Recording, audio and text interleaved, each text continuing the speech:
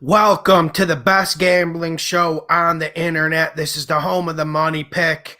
Sorry, I am a little bit late. I got held up in traffic and not even an excuse. That's what happened. And I'm here to pretty much take your questions about anything related towards this NFL season. Future bets, future player props. I'm here for it all. And to answer your questions, I'm really going to let you guys guide the show.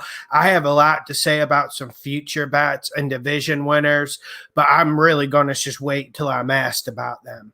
And I'm going to get to the questions real quick. I'm going to start with the Patreon questions.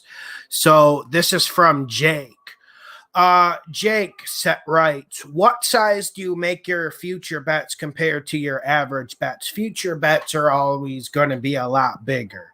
Like my normal average bet, depending on bankroll, and I work multiple sites and use different bankrolls for each, but the average NFL bet, I would say, is between 300, 400 at this point. And I make 4 or 5 a week. But the future bets are normally a lot bigger. They're in the thousands. And so the future bets you have to look at more as like a long-term investment. And sometimes you lose, but you have to make 3 or 4 or 5 good future bets. And 9 times out of 10, you will actually come up in the green. What's up? What's up, Calvin? What's up, Fox? What's up, Young? First week upsets. There will be an upset video. Don't worry about that. I'll tell you one upset. It's technically an upset. The Giants against the Broncos.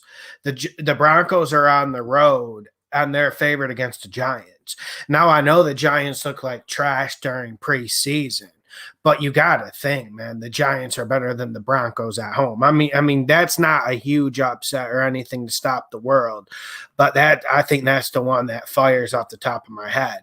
Michael Cooper, do you think the Colts will win over 9 games this year?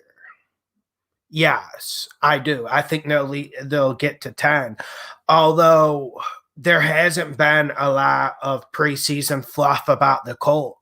There hasn't been a lot of good things going right for the Colts this whole offseason. They did get Carson Wentz, and that's something I'm excited about with him and Reich. But there are concerns. Carson Wentz, he was talking today about how he worries and stays up at night that he might miss games because he hasn't did the COVID vaccine. So, yeah, the Colts will win over 9 games, though. I do like that bet, but I have to say they've had a pretty shaky training camp. And some of it is stuff that they couldn't control. Like you can't control if Carson Wentz gets hurt. Luckily, they're saying that he made a full recovery and he's good to go. I would go over 9 games for the Colts. And plus, you have to keep in mind that division isn't looking all that great. Jacksonville improved a lot, but they struggle in the trenches. They can't stop the run on defense. And then we know the Texans are a running joke. And we know the Titans, say what you will about Mike Vrabel, say what you will about other people on the Tennessee Titans, but they got legit talent and they have a lot of talent. Colts will go over 9 games. Champion Life writes, do you normally bet straight up games or parlays? Always straight up games. That's where you have to eat. That's where the money is made. And I don't even like getting into mathematics, but you should just sit down one day and do the mathematics of a parlay. Like I'll do teaser parlays, and those are the only ones I'll put more than $5 or $10 on. If I'm doing a parlay, it's just a mental exercise of the games I'll be single betting, and it's just something to do, and it's something like that's how I got in to betting football. I would do those like little white sheets. The bookie would give you. I started doing them like when I was like 12, 13.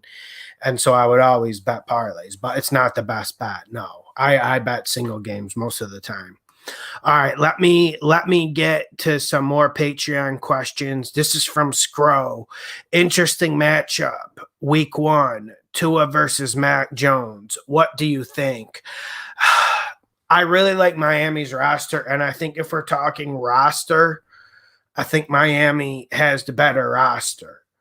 And this is one of the tougher games to pick in this upcoming week 1.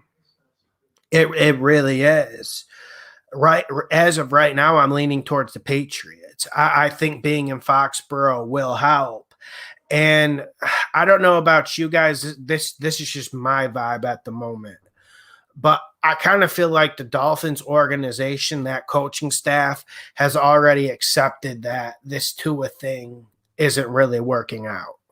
I really think they've accepted that, and I think they're actually looking towards Deshaun Watson or next year's NFL draft. It's just the Dolphins have a good roster, so they're going to be able to compete with the Patriots, and the Patriots have tons of problems. I got the Patriots by a field goal. I think the spread right now is like Patriots favored by 2.5. So that's going to be an interesting game. That's one we're going to have to wait and see on. I haven't made up my mind exactly, but I'm leaning towards the Patriots.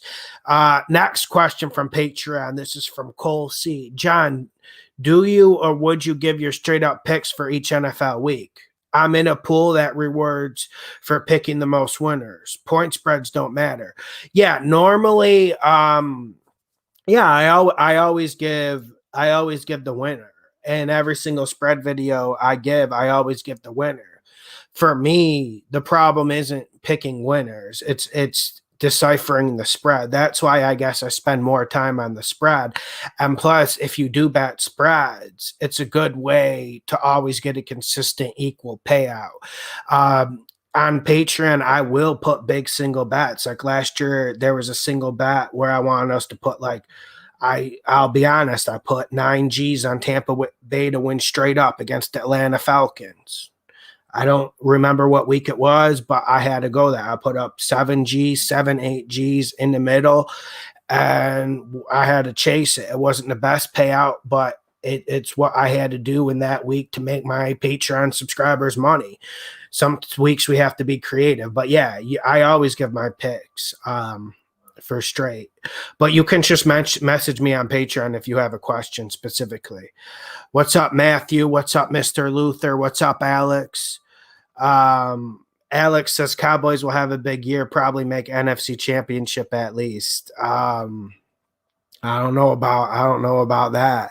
I don't know about that. So, okay, those were the Patreon questions. Thank you, Patreon subscribers. Link is in the description. Now let me get to some of the YouTube questions. This is from the post I made on YouTube. This is from Marcy. John, I've been a longtime follower, and I just love you, baby. Thank you, Marcy. I appreciate it. She has 3 questions. 1, will you be making picks for college games or just NFL? It's just NFL. I'm not an expert in college, and for me, there just isn't enough hours and days because I like betting soccer and I like betting NFL, and unfortunately, I like stats, and I'm not a big stat hater, but for me, the main ingredient in getting winning picks is watching these games. It really is watching these games.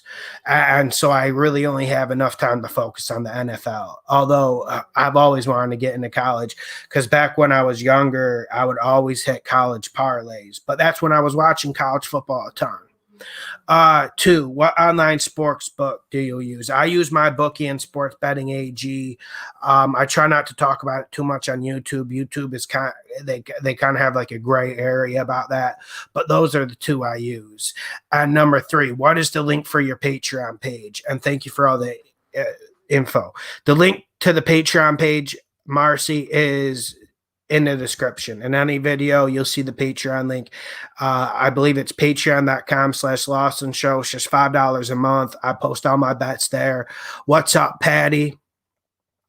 What's up, Rosha Winazi? I think I actually said that right. I think Tampa does win again. For college football, I don't have a good read on it. I don't have a good read on it. But one game I am watching is Syracuse against the University of Ohio. I think the University of Ohio wins that.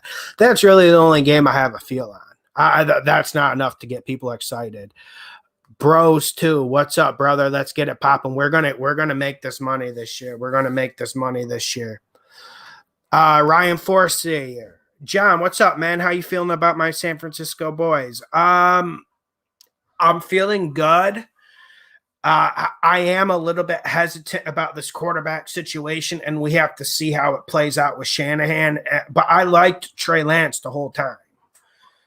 Like, I like Mac Jones. I like Zach Wilson. I really like this quarterback class coming out. Normally, I don't. But I actually really like this quarterback class coming out. And I think Trey Lance could add a lot. It's just we saw some inconsistencies with him. And then we know what we're going to get out of Jimmy Garoppolo: safe throws, check downs. But that can win with San Fran because they have a great run game. And the thing we're forgetting is that this defense had a ton of injuries last year. And for me, like, if you look at the 49ers against a team like the Seahawks, I think they're a lot better than the Seahawks. Sure, the Seahawks might have a better quarterback, but as of right now, I just feel like 49ers are good on every layer. And then Shanahan is a damn good head coach. Did I like the way he coached in the Super Bowl against the Chiefs? No. Was last year pretty to watch? Absolutely not. But I don't like blaming injuries, but San Fran had an excuse last year. I think they come back strong. I really do. They're a team that I think will cover a lot of spreads for us, especially if they start slow. They might start a little bit slow, but there is something about the 49ers that is consistent, and that's the run game. You always know you're going to get the run game, and that's why you always know they're going to be in the mix and they're going to be close in games. And I think the defense will be a lot better if the Bosa brother can stay healthy. It's a 90% win rate, Seahawks versus San Fran. Brian, I'll get back. I'll give you my thoughts on the Seahawks this year. They feel like a team in stagnation. And there's always problems there. Like, Jamal Adams is complaining. Dwayne Brown is complaining. Earlier this year, Russell Wilson was complaining. And I've always been a big Pete Carroll fan, and he's probably made me 5 digits over these last 6-7 years with the Seahawks. He has been someone I've ridden. But I got to be honest with you, Brian, I'm kind of off the Pete Carroll bandwagon. I kind of think this job is past him. And I'm not even saying because he's old. I just feel like his voice is getting a little bit grainy, a little bit weird there. You know what I'm saying? And it just feels like this team lost their spice. They used to come into games with edges. So that's a psychological thing. But I also still think there's problems on this defense. Hopefully the pass rush is better. It got better last year after they made some trades. But this defense, they really let it decay without replacing a lot of talent. And they really have to get back to using their run game and working play action. So I'm not certain they get back to that old school run game. And we saw them try to do it last year, and it actually hurt the offense because they just weren't getting the push on the O-line or the running back play. Yeah, but you can never count out Seattle. So, all right, let me get to the another question left. Leo says, money pick bets to house. Money pick means it's one to mark down and it's one to bet. Normally when I want you to bet the house, I'll call it a kid's college fund game. You sneak into the kid's college fund and you take everything out. Or, that when you hear the college fund game, that's when there's 3 or 4 instances a year where I really sound the alarm bell. I will listen. I lay it out for the Patreon subscribers, but I try to make it clear to people on YouTube as well. I'll give you one example. Remember last year, later in the season, the Patriots are starting to play a little bit better. They were going to the Miami Dolphins with Tua at quarterback. And you remember, I even made a single specific YouTube video just picking that game. And I told you Vegas made a mistake. I will do that. There'll be 4 or 5 games a year that are college fund games that are all in, that are pawn the wife's wedding ring, go to the bank, go to your backyard and dig up whatever you have piled away. I will let you know those games. There's only going to be 4 or 5 a year. But there are good bets, and those are what I call money picks. And yes, that game was a money pick, but I doubled down and I made a single video. I mean, that's risky in YouTube because, if I'm wrong about that, I'm going to get 4,000 people writing, Lawson, you suck. Hang it up, Lawson. Hang it up, Lawson. You're losing at Lawson. You're not as good as last year. You know how that is. And I even took the risk, put up the individual video. So I did let you guys know that. There's always going to be games like that. There's always going to be games about that. But they're risky games because normally Vegas makes mistakes once the public starts getting excited about something, or there's a little bit of drama with a good team and then they sleep on the good team. There's just lots of ways you can use it. Calvin R. Sorry. And guys, if I miss your question, just leave it down below or send a small super chat so it makes sure so you guys can make sure I see it. This is from Calvin. Yo, Lawson, should I bet the Packers to win the division? Yeah, but the odds aren't that great. There's something about Minnesota this year, even though I think the defense is going to be better. I'm a Vikings fan, by the way, but there's something about Minnesota this year that is scaring me. And we see Mike Zimmer and Kirk Cousins going at it in the public. That's never a good thing. And this team really is limited by Kirk Cousins. I think the defense is going to be better, but how much is it going to be better? Because it was pretty damn bad last year. And that defense has to improve a lot. I think it improves a little bit, but I don't know if it improves enough. And then you got the Bears with Fields as some sort of wild card joker play, but it doesn't seem like the Bears will be throwing that card in the mix. Packers will win the division, but I don't think the odds are that good.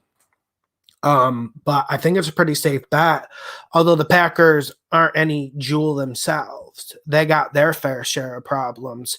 And Aaron Rodgers and Devontae Adams, they cover up a lot of blemishes. Okay, let's get it. I'm going to get to the last question here. Tom Brady, who's your favorite pick for week 1? I like the 49ers. Well, right now there's a few I'm liking, but we'll wait on that. We'll wait on that. The live Vegas spread show will be coming Monday. I'll make sure that's dropping around noon Monday, and make sure you guys go share that video once it comes out. I need your help with the algorithm. Okay, I'm gonna get to the questions, dude. I got to get some water real quick. I got a dry mouth going on here. Let me get some water, and I'm going to get to more of the questions. And then, like I said, if I don't get to your questions, just keep writing it or send a super chat. I'll be right back.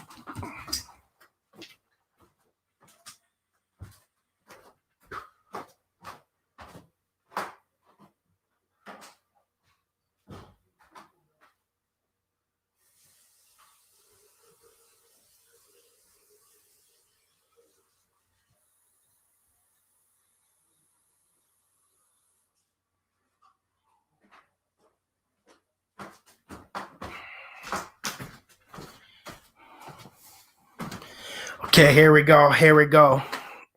Okay, back. Yeah, I agree about the NFC West. Some of the stuff I'm seeing about the NFC West on the comment section. I think it might be like the most highly contested division and maybe the hardest to predict. It really will. Okay, let's get to some questions. Let me get to these questions. Let me get back in a rhythm here.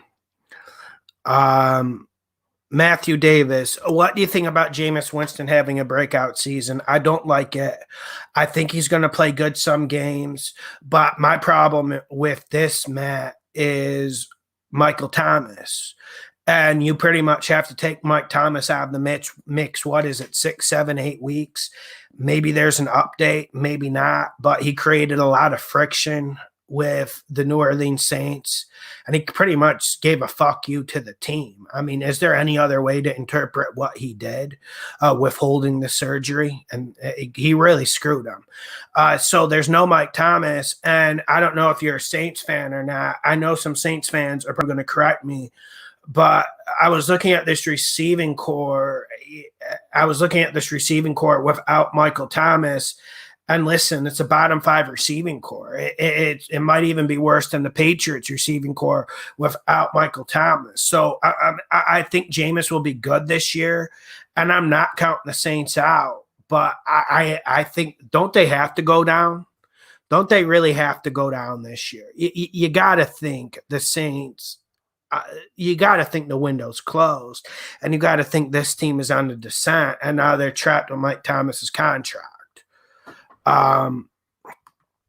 Y'all sleeping on them Cowboys, and Antonio says, man, I don't know if they match up well enough with good teams.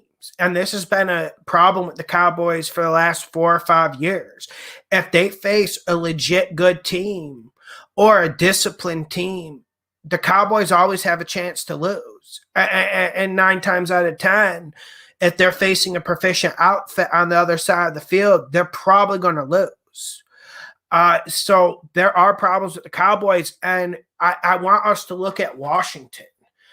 This defensive line is one of the is top 5 in the league, might be best in the league at the moment. And you look at the Dallas Cowboys, and their defensive line is the high point of their defense. But I'm not sure that improvements have been made to Dallas's defense. So pretty much Dallas is going to have to win in a shootout every game. And I'm not sure Dak Prescott is good enough to do it. Dak Prescott has nasty weapons. Dak Prescott puts up nasty stats. But there's so many games I can point to where the man has came up short when the other team has provided a little bit of resistance.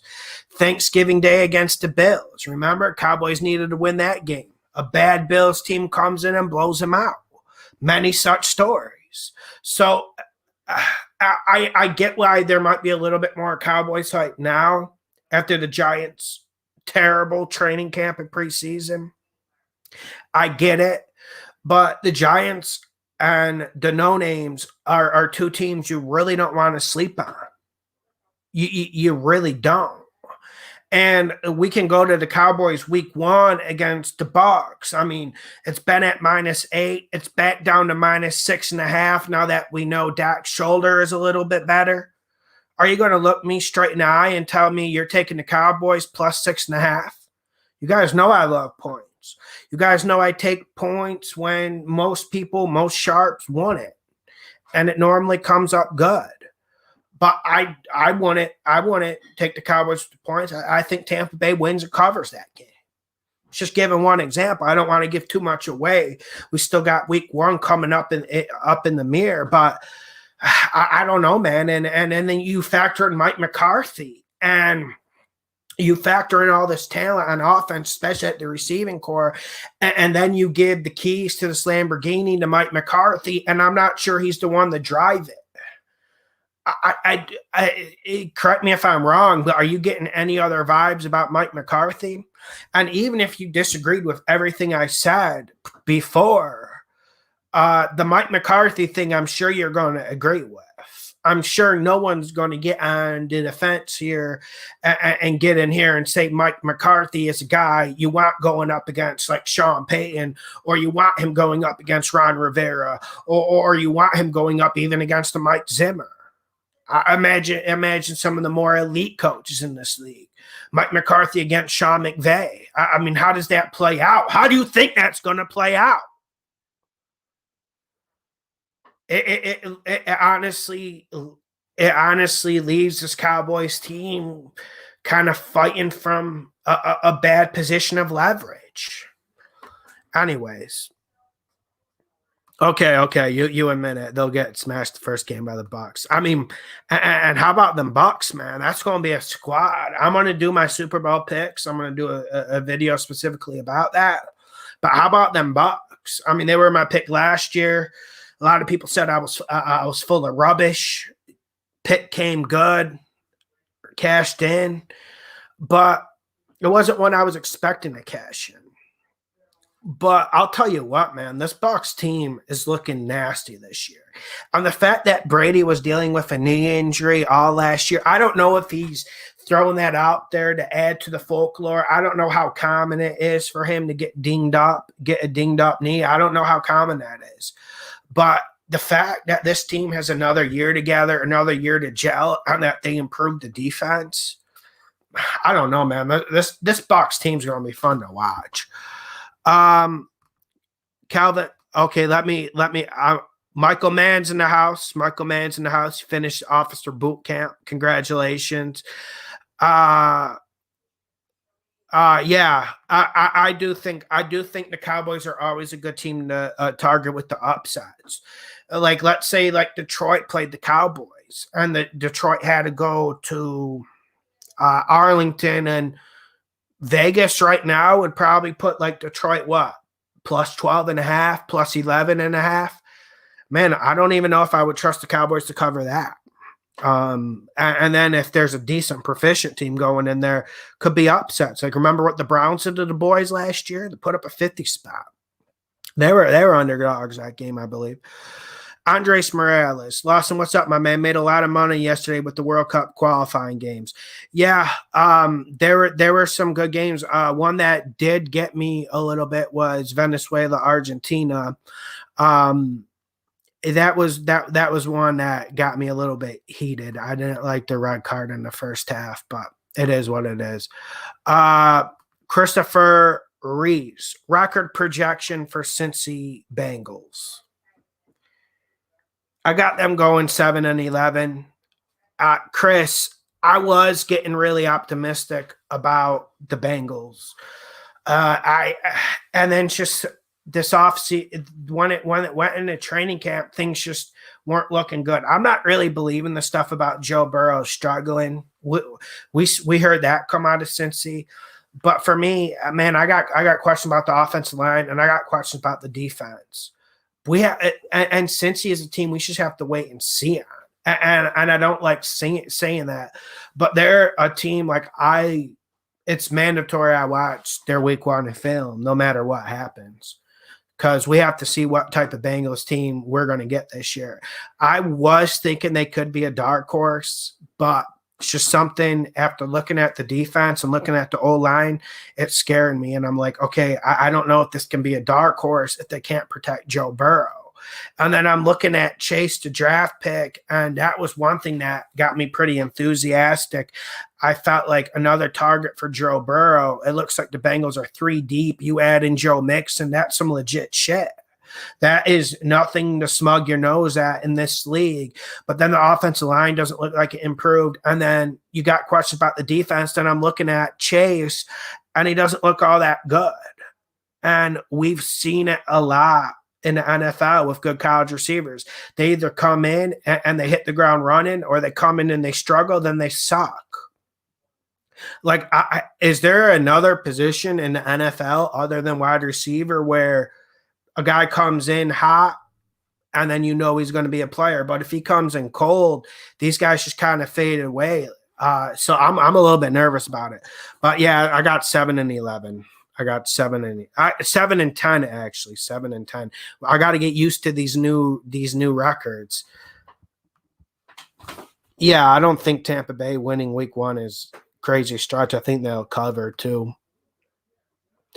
We did win a lot of money with the Bengals last year, because we understood Joe Burrow was the real deal. A lot of people thought Joe Burrow wasn't even going to be able to play good in the league because he had a weak arm. Doesn't make a damn bit of difference. Like, Jameis Winston has one of the strongest arms in the NFL. Does it really make a difference? Not really. Like, does Jameis Winston throw a better accurate deep ball than Tom Brady? No. And that's one thing that a lot of people sleep on. And then getting to the Bengals, man, last year people thought they were going to be maybe the worst team in the league. We didn't think that. But we're starting to see that again, people shitting on the Bengals. So I think we could get the Bengals for good value. But like I said, their team we have to see play. Mark Anthony, Bills and Bucks to win the division. Yeah, Mark. I think it's going that direction. Remember around like maybe April, a little bit after the draft, we felt like, okay, maybe the Patriots or the Dolphins might, but more specifically the Dolphins could apply some pressure to the Bills. Bills seem to get better, but they didn't add that elite pass rusher we thought they needed. Still, Bills are a legit damn good team. But I felt like if you added and applied a little bit of pressure to them and your team possessed a good defense like the Dolphins do, or they should, although they haven't added enough talent for me, but it's still going to be a pretty good defense, top 15. I felt like if you applied a little bit of pressure to them in the standings, I felt like we could see a Bills collapse. I'm ruling it out. I got Bills, I got Bucks to win their divisions. Maybe someone can give me a different feel on the Dolphins. But my feel on the Dolphins is I think Brian Flores and that front office have already mentally moved on from Tua. I think they have moved on already. And I don't know if the Deshaun Watson thing is going to come true, but haven't they kind of made it clear that they are in the market for a lead dog quarterback to come in there and take the keys and then quickly discard of Tua? Am I the only one getting that vibe? I feel like it is going that way. But let's be realistic about the situation. Whether they want Deshaun Watson or they want to draft or they want to trade or they want to bring Andrew Luck out of retirement, they are going to go into this season with Tua, and he will be the quarterback this season. And let's be frank, the guy isn't very good. And there is a before the hip injury Tua, and then there's an after injury Tua. I'll tell you one thing that shocked me about Tua Tagovailoa last year. You guys know I said he was going to be a bust. Some people took offense to that. I'm pretty sure I'm right about that, but we'll see what the kid can do this year. But one thing that strikes me on film about Tua is he looks so damn small. He really looks small in NFL, and he's a guy who likes to run it. He likes to even bring it between the tackles sometimes. He just doesn't have the girth to do that. And then what he does from the pocket, what does he do from the pocket well?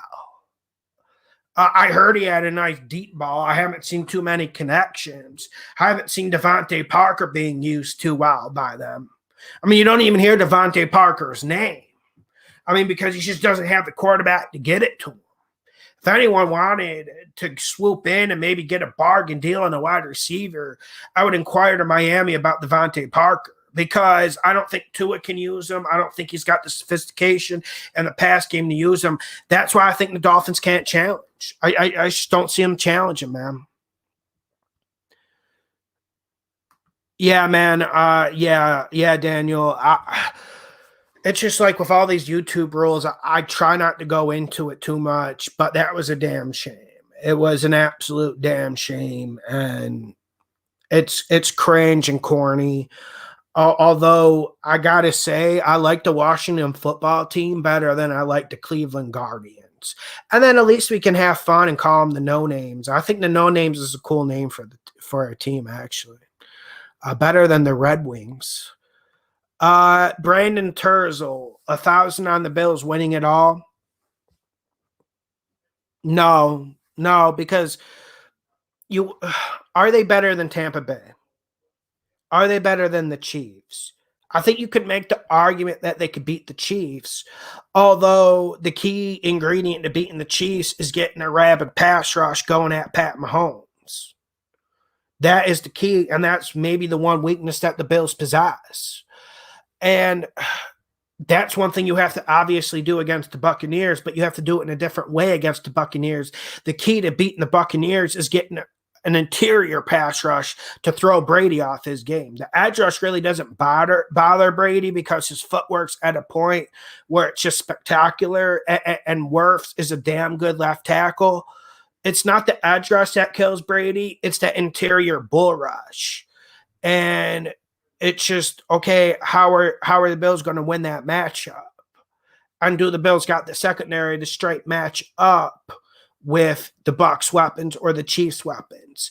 I think the Chiefs are vulnerable. I don't know if the Bucs are vulnerable to the Chiefs. I do want to say something, though. I feel like the team that best matches up with this Tampa Bay offense in the league is unironically the Washington No Names, because of what I said about the interior pass rush. But yeah, that's Gary Gaston. Miami should have drafted Herbert. I completely agree, my man. And like you guys know, I'll get on here and admit when I was wrong, but I was completely right about the Tua situation. And it's honestly been nothing short of a debacle. It really has been a debacle. So that's where I'm at. Yeah, I do, Mike. I do think people were underestimating how serious that hip injury is. Okay, let me get to some more questions. I've been missing a lot of questions. You guys are coming with some good ones. Nathan Rivera, what do you think Justin Herbert's ceiling is, Lawson? I think he could be a top 5 quarterback in the league. I really like how he plays. I really like his attitude. And one thing that was crazy about Justin Herbert last year, their stats to back this up, but I'm sure you guys all noticed it because you try to watch the film.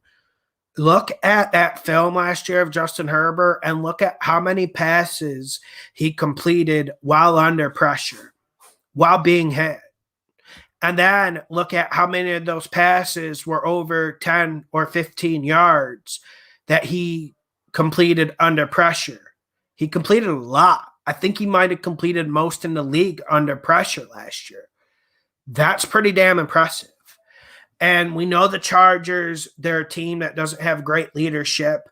So he gets a new coach in, he gets a new scheme in. We'll see how that goes. We'll see if the defense is rejuvenated.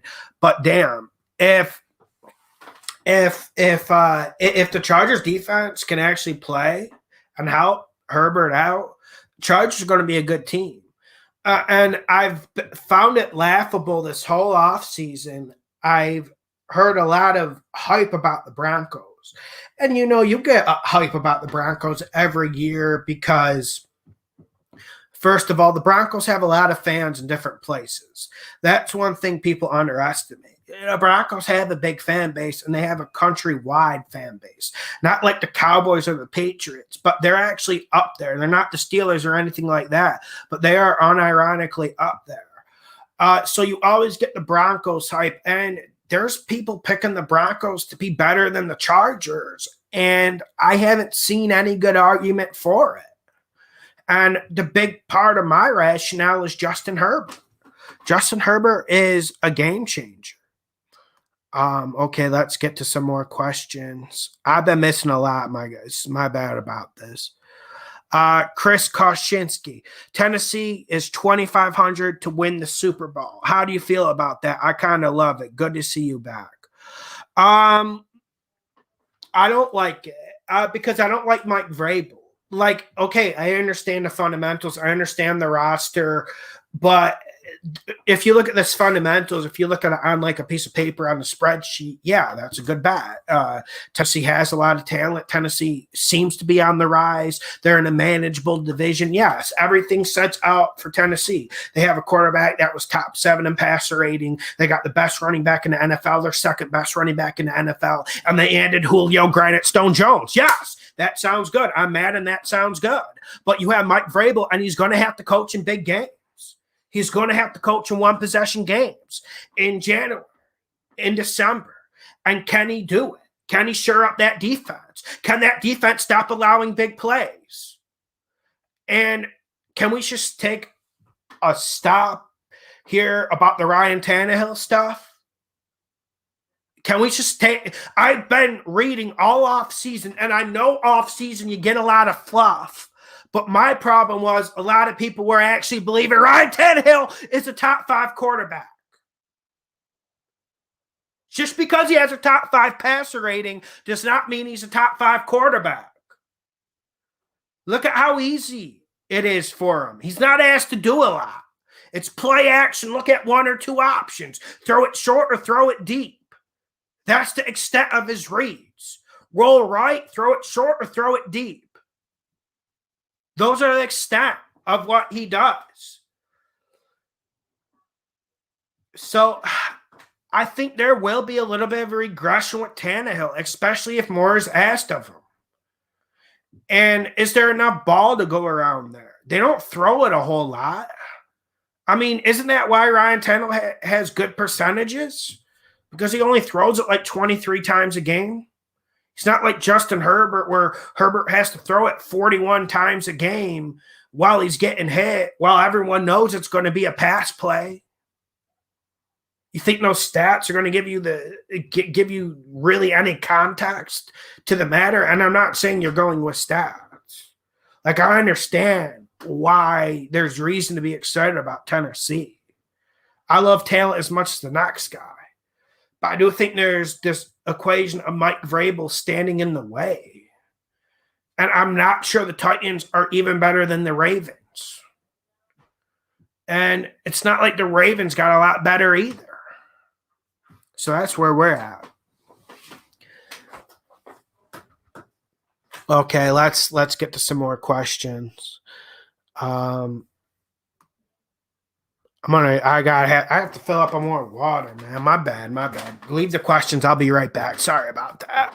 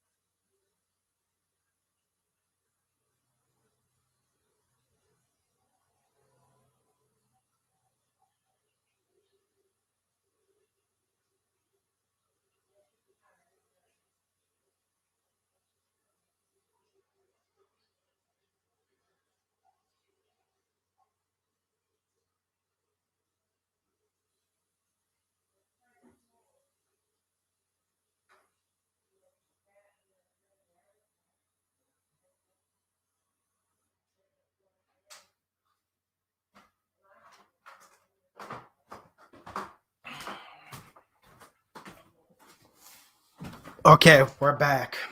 Thank you guys for waiting. Appreciate it. Okay, let's get to some more.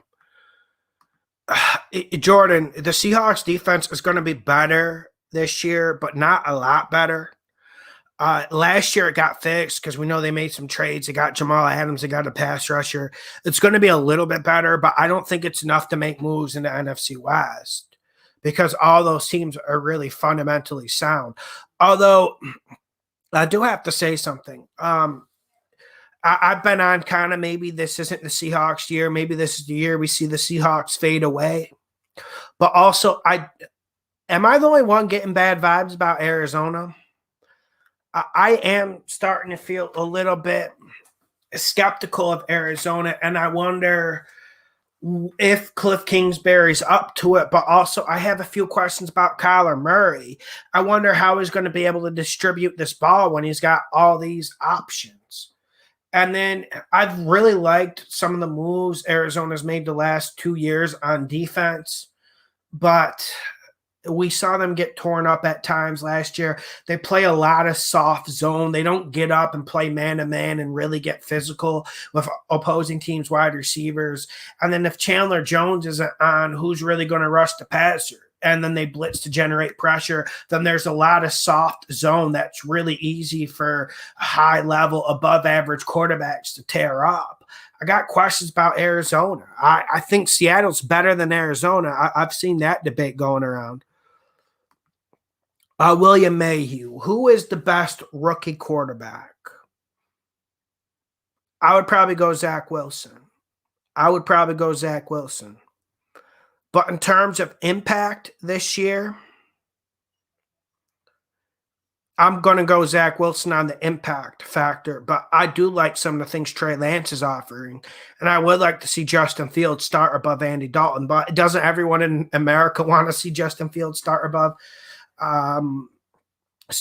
And we'll see what Mac Jones can do. I'm a little bit skeptical on Mac Jones, not due to Mac Jones. I like how he's a packet passer, and he seems like a really smart, composed quarterback. That's something you need out of a pocket passer. But my problem is the same thing. Is adding Nelson Aguilar enough to fix this receiving core and give Mac Jones the support he needs? Do the Jets have any support for Zach Wilson? Look at all the injuries they got already. I'm going Zach Wilson, but I actually think there's an opportunity. Trey Lance has the most impact. We'll see when Justin Fields gets on the field.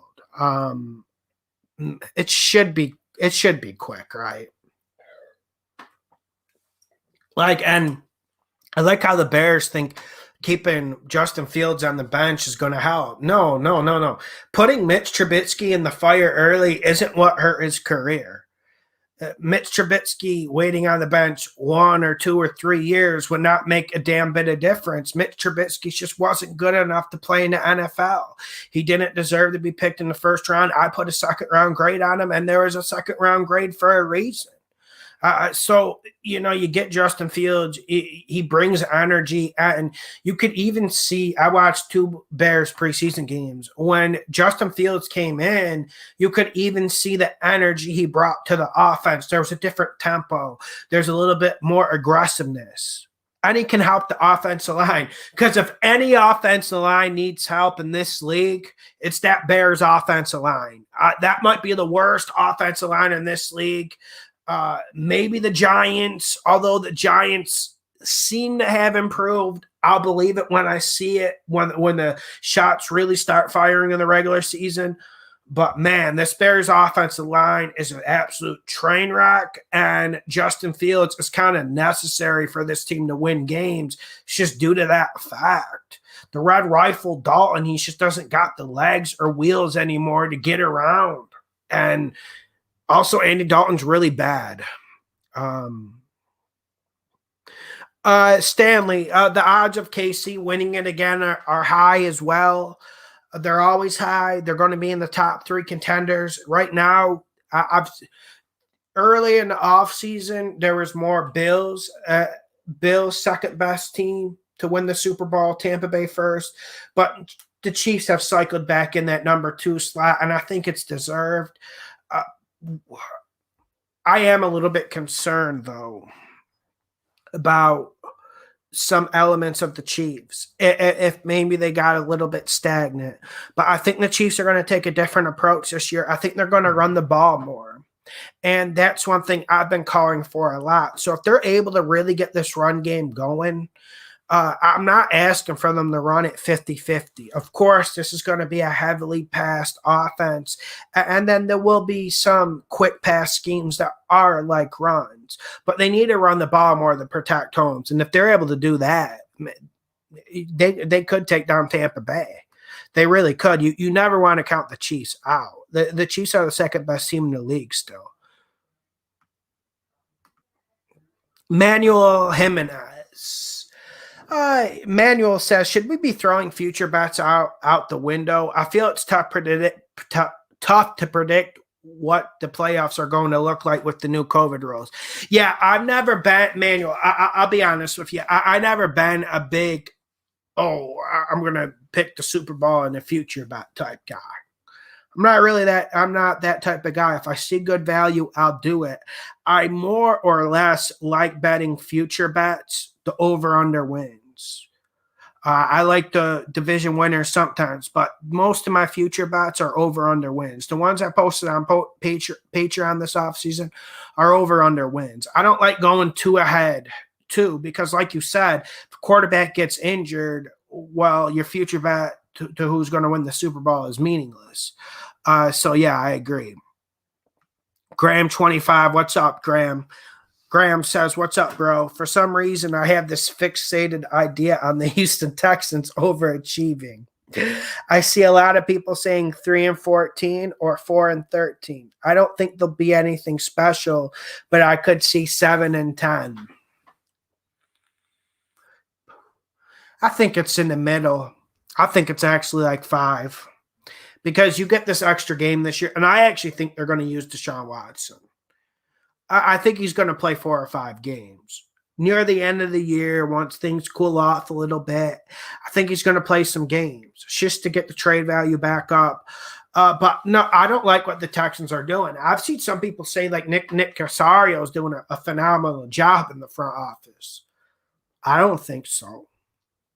I know he's been dealt a bad hand, bad card stack, especially after what happened to Deshaun Watson. But no, there isn't a whole lot to be excited about with the Texans. But they do get to play Jacksonville twice, and I was a little bit concerned with what I saw out of the Jacksonville Jags in the preseason. I was just expecting a bit more. And you look at how their first string offensive line got absolutely ragdolled by the New Orleans Saints. You're wondering, okay, how much help does Trevor Lawrence have on the Jags? And we know that Texans are the most barren team in the league. I think they're more barren than the Detroit Lions. Am I wrong? I think they're the most barren team in the league, but you could squeeze out 5 games if you got if the team morale is good and chemistry is good in that locker room. You can squeeze out 5 games with the worst talent in this league. You just can't. It's happened before. Hell, you could squeeze out 7 if you have really good team chemistry and morale and a young head coach who's really serious. If you do, it's hard to get that in place.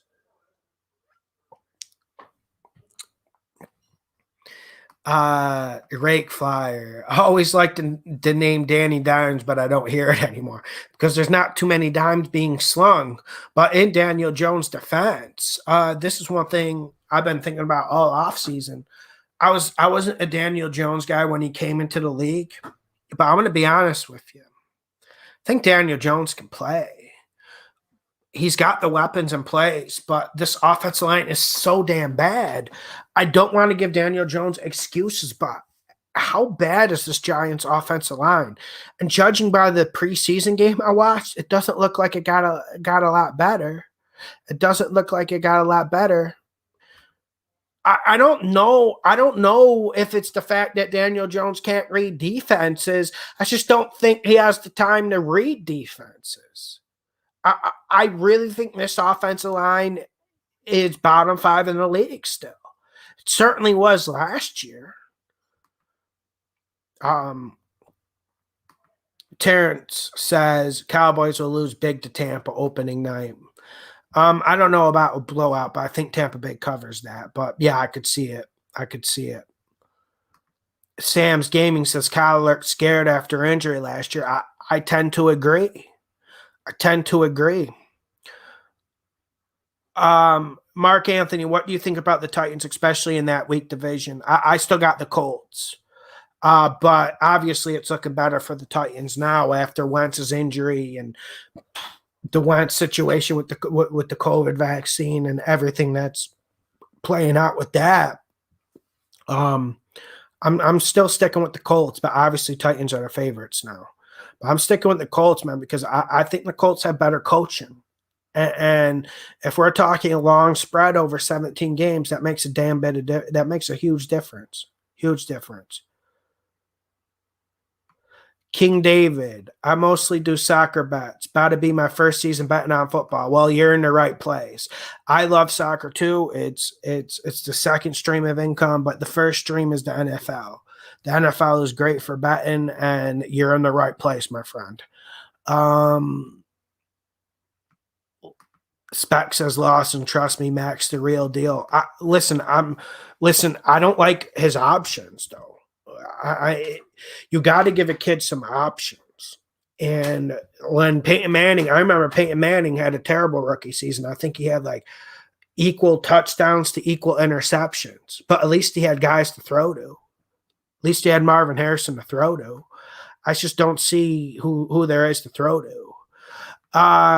Mr. Bender down. What's up, John? The Bills better to cover the fuck out of that spread, huh?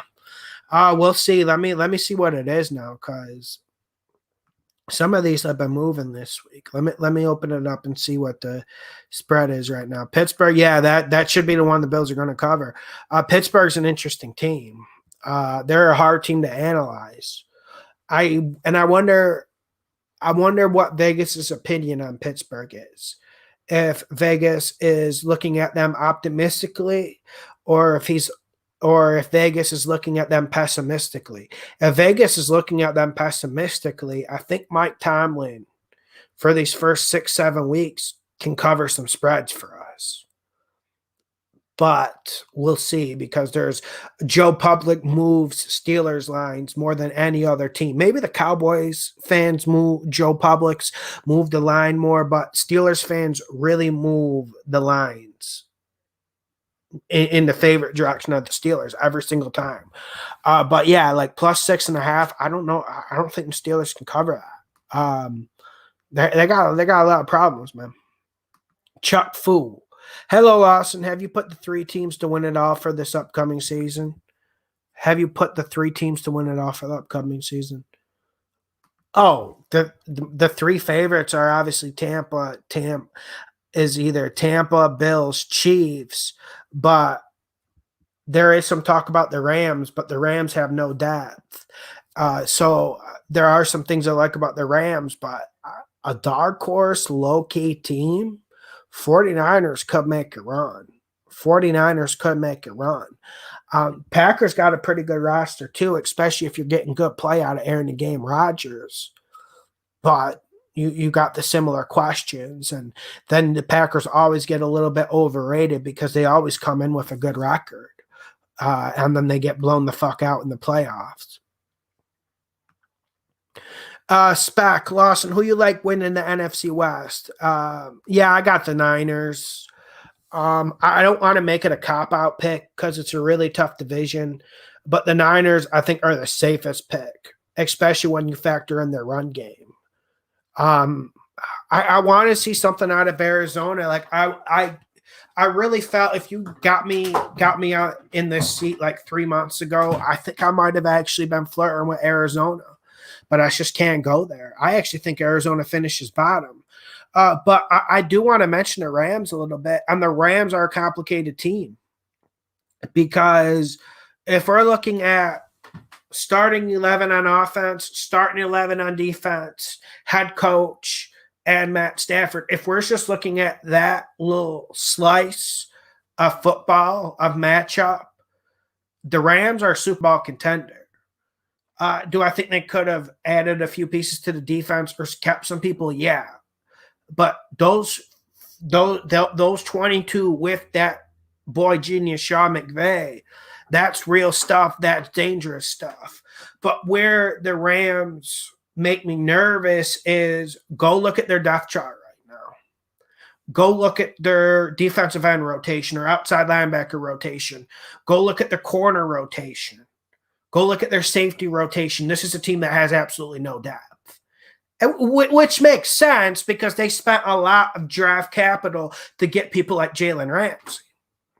So that's where we're at with the Rams. And listen, they're a dangerous team, but are they going to be healthy? And I think Matt Stafford is going to be good. I think he's going to be damn good. I think there's been a big debate this offseason. Either you love Matt Stafford and you think he's going to be like a great quarterback, like put up MVP numbers, or you think he sucks and he's overrated.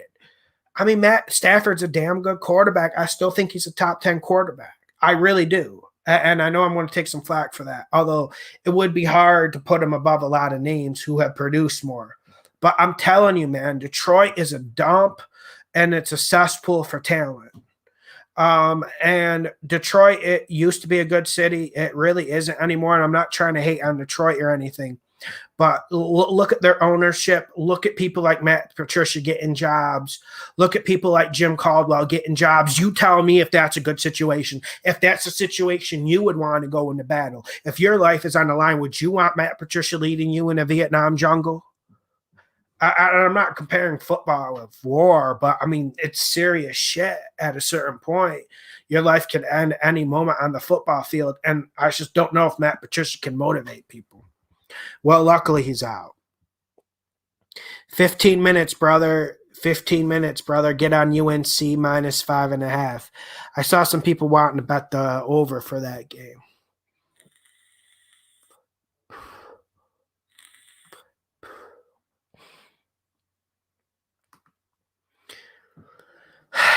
I am Blind Fury 96. You're saying the Cards will be last in the NFC West? Yeah, I have to go there. They have potential to even win the division. The Cardinals might be the team with the most dramatic how can I say this?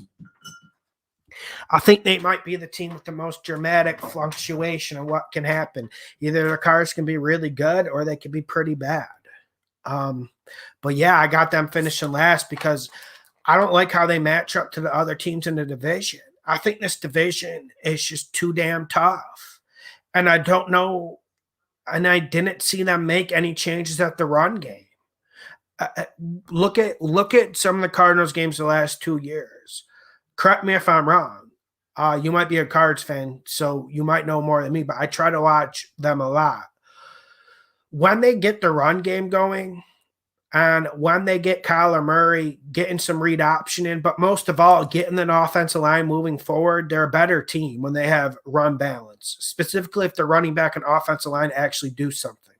Instead of Kyler Murray just taking read options and quarterback sweeps to the outside and scrambling on pass plays. When they're able to get that run game, when that offensive line gets a push, everything works better. I'm not sure they're going to get that push consistently, and I don't even think Cliff Kingsbury will give the run game a chance. I don't think he will give it a chance, and I think there's going to be pressure on Kyler Murray because there's a lot of horses to feed on the outside on that team now. They got a lot of weapons. That's a lot of artillery, and when you build the weapon, you want to use it. It's hard to leave that laying around and not use it. So I think they're going to be throwing it way too much, my man. I think they're going to be throwing it way too much. And then the defense, they're going to get worn down like they did a lot last year. They got worn down in fourth quarters of games. What's up, Vince? What's up, Vince? I'm ready to start the season. I'm ready to get in here. I'm ready to get this money. Cam's going to Bishop Sycamore. Yeah, that Bishop Sycamore stuff is crazy. I haven't read into it yet. I've just been reading the headlines. It seems pretty interesting. I got to dig into that.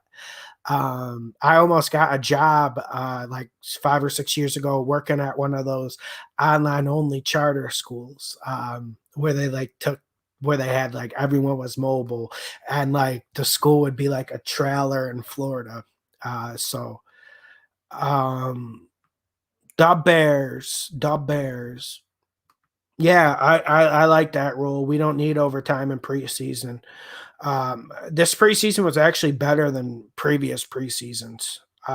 We got to give it some credit. It wasn't too bad. You guys know I just hate preseason, but it wasn't that bad.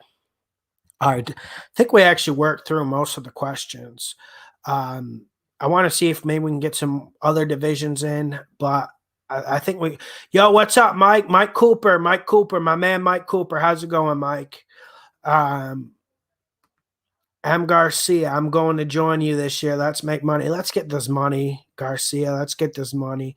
It was crazy. Last year, we were really good at winning bets, and everyone else struggled. But this year, man, we actually had preparation time. So, because I don't know if you guys remember, I was kind of ghost the whole summer. I think I did like 1 or 2 videos.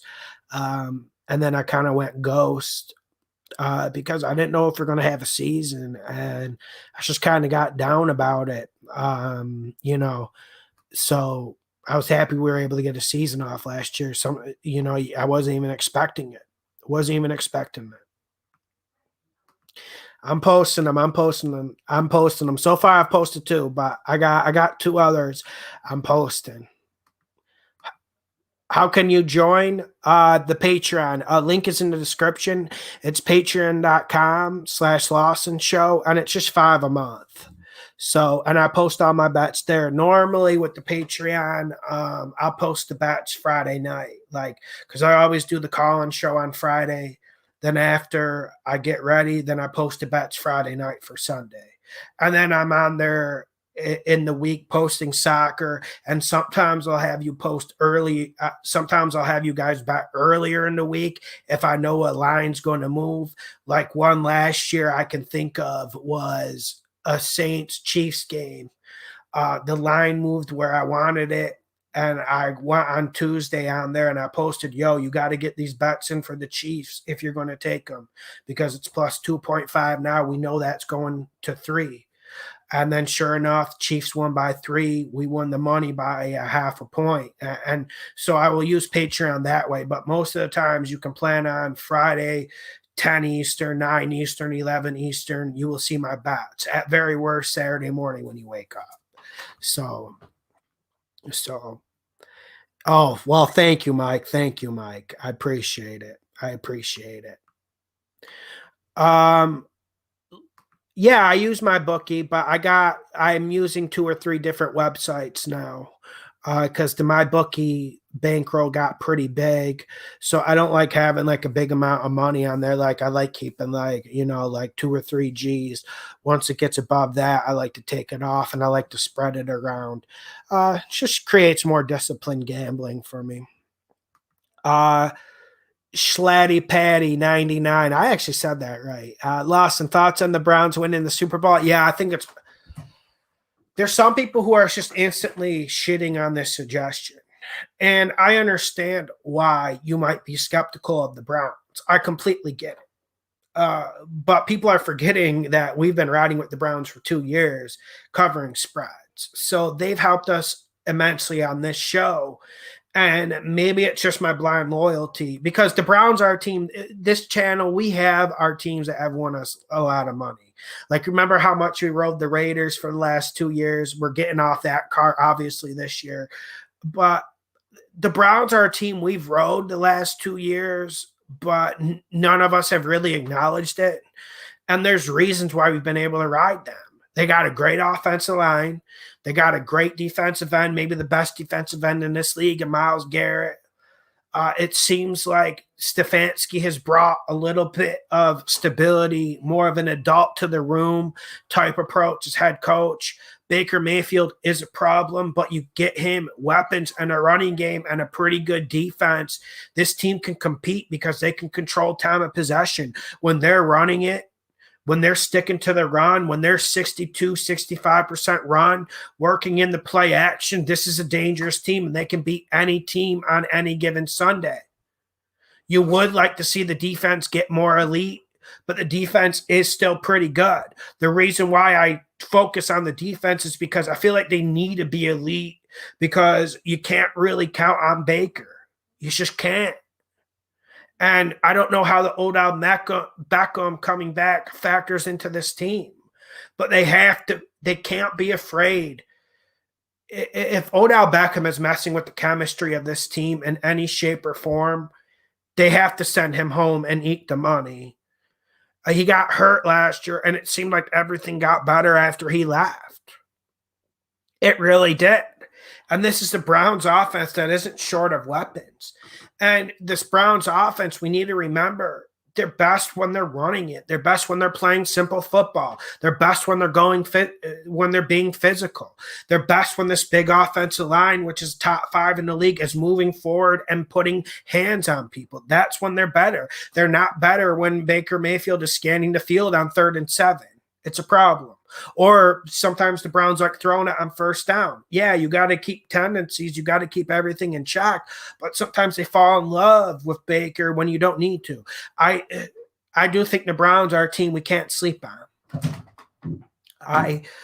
For me, even though the NFC is more wide open than the AFC, even though you got Tampa Bay there, but there's more good teams in the AFC than the NFC.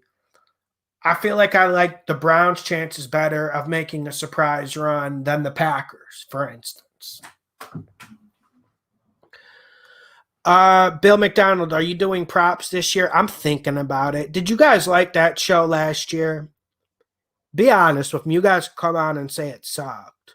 But I think it got between 2K, 3K views an episode last year. Let me know if you liked the show. Because it was kind of cool. Francisco Rose, or any rookie quarterbacks you trust prior to seeing them this year? I do trust Zach Wilson, but I don't know. I'm not on the full Jets optimism streak that other people are on. I don't think bringing in Rob Saleh solves much. I mean, I heard the same puff when they hired Todd Bowles as head coach, and then we saw how that ended. But the rookie quarterback, I think I would trust the most right now would be Zach Wilson, and I also like some of the things Trey Lance is doing. And then you get Justin Fields, and he's the guy. If I had to answer the question who I want to see the most, it would be him.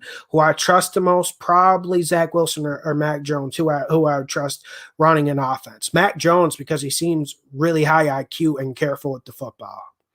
But that all changes when his receivers don't get separation. So there's a lot we have to learn. Someone asked, sorry, I didn't see who wrote it, but I saw out of the corner of my eye. Someone asked, someone asked, are the Eagles a sleeper team? If we're talking about win total, not really, but the Eagles are a sleeper team in terms of covering spreads. Remember last year, Jalen Hurts' first start against the Saints. Saints are big favorites going on the road to Philadelphia. We picked the Eagles to cover. Everyone said we were crazy, and we went laughing to the bank because Jalen Hurts adds a run game to the Eagles, and it's important because their team can't pass block. They really can't pass block. So Jalen Hurts added a big running game and a time of possession element that really helped the Eagles defense stay off the field. And I think we'll see a similar effect this year for the first 6 or 7 weeks. I think eventually it will fade off, but say what you will about Jalen Hurts. I'm not a huge fan, but I'm a huge fan of how he goes in there and competes. He really competes. He tries to take care of the football, and then you get the read option to help a struggling offensive line and a struggling offense with few playmakers. I think the Eagles are a sleeper in terms of covering spreads. Let me say that. Rory Hearn asked, how is Brazil? It's awesome. I'm actually back in the United States now I'm waiting on a document. But I'm going back. I spent a good 3 months there. It was good, and unfortunately, I had to go back due to this documentation issue. But I will be back there once I get this document. So that's where I'm at now. So currently in the United States, but yeah, I'll probably be there most of the season. Hopefully everything goes good with the document because you know how that is during this COVID era.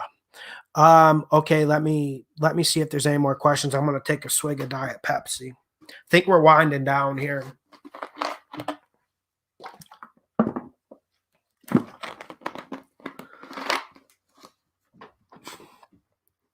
Yo, thank you, the Sticks. Thank you. I'm ready. And just a reminder for everyone here now, Monday, the first Vegas spread video will be up. And guys, I have to ask, make sure, ladies and gentlemen, we actually have a lot of ladies who watch. Make sure you guys share the videos, share on Facebook, share on YouTube, share on Instagram. It's just so I get the algorithm strong for the first week. Because you know how these YouTube algorithms are. You saw last year how it started building up, and then we were getting 30K. We'll see how it builds up this year, but I have a feeling we're going to win more bets than last year, even though last year was incredibly successful. So it's going to be awesome. Yeah, see, there's a lot, because sometimes because YouTube said 88% of my listeners were male, 12% were female. I tend to believe that.